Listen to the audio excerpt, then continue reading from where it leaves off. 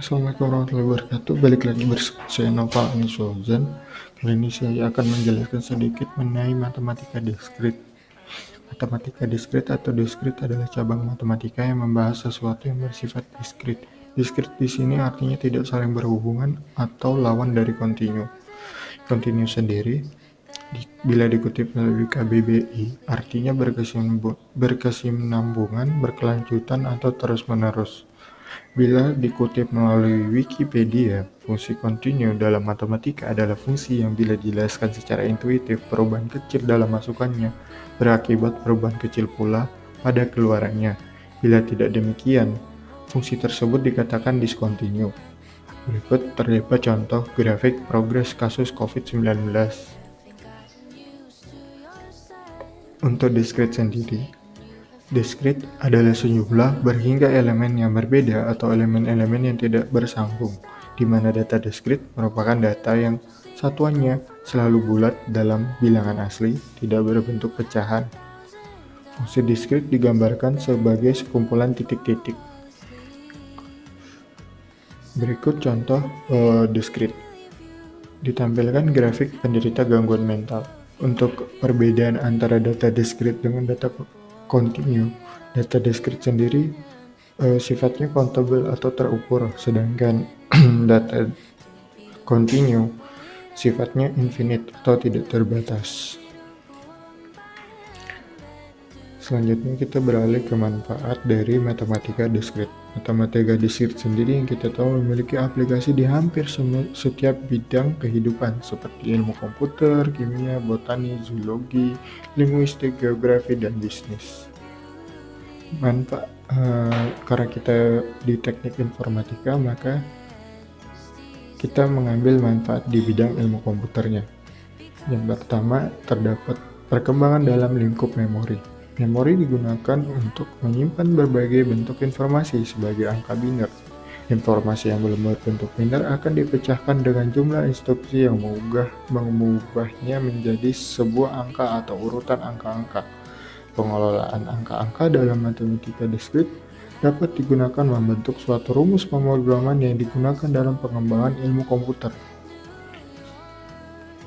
Selanjutnya kita beralih ke topik pembahasan. Matematika diskrit sendiri memiliki beberapa topik yang dibahas di dalamnya, yaitu yang pertama logika dan penalaran, yang kedua teori himpunan, yang ketiga matriks, yang keempat relasi dan fungsi, yang kelima link induksi magnetik, yang keenam algoritma, yang ketujuh teori bilangan bulat, yang kedelapan barisan dan deret, yang kesembilan teori grup dan ring, yang ke-10 aljabar boolean, yang ke-11 kombinatorial, yang ke-12 teori peluang, yang ke-13 fungsi pembangkit dan analisis recurrence, yang ke-14 teori graf, yang ke-15 kompleksitas algoritma, yang ke-16 automata dan teori bahasa formal.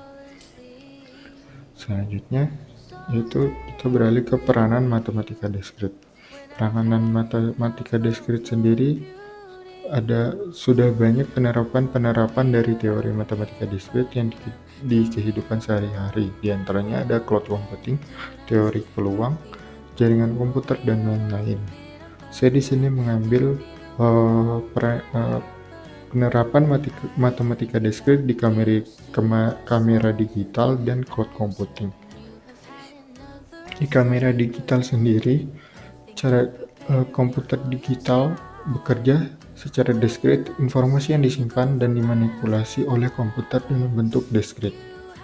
Di kamera digital menangkap gambar atau analog lalu direpresentasikan dalam bentuk diskrit berupa kumpulan piksel atau grid. Setiap piksel adalah elemen diskrit dari sebuah gambar.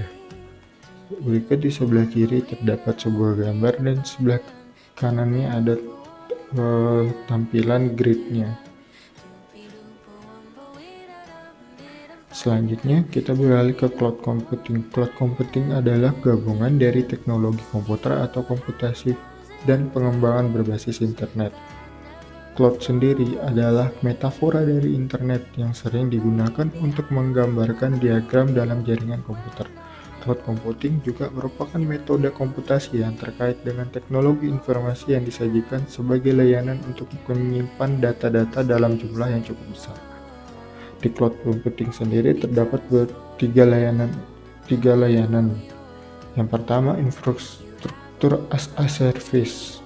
Yang kedua, platform as a service. Yang ketiga, software as a service. Dan ada beberapa manfaat di cloud computing. Yang pertama, skalabilitas, yaitu dengan cloud computing kita bisa menambah kapasitas penyimpanan data kita tanpa harus membeli peralatan tambahan. Yang kedua, aksesibilitas, yaitu kita bisa mengakses data kapanpun dimanapun kita berada, asal kita terkoneksi dengan internet. Yang ketiga, keamanan, yaitu data kita bisa terjamin keamanannya oleh penyedia layanan cloud computing. Yang keempat, kreasi, yaitu para user bisa melakukan atau mengembangkan kreasi atau project mereka tanpa harus mengirimkan project mereka secara langsung ke perusahaan. Yang kelima, kecemasan. Ketika terjadi bencana alam, data milik kita tersimpan aman di cloud, meskipun hard disk atau gadget kita rusak.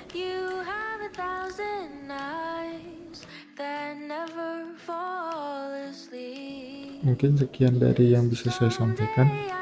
Kurang lebihnya mohon maaf. Assalamualaikum warahmatullahi wabarakatuh.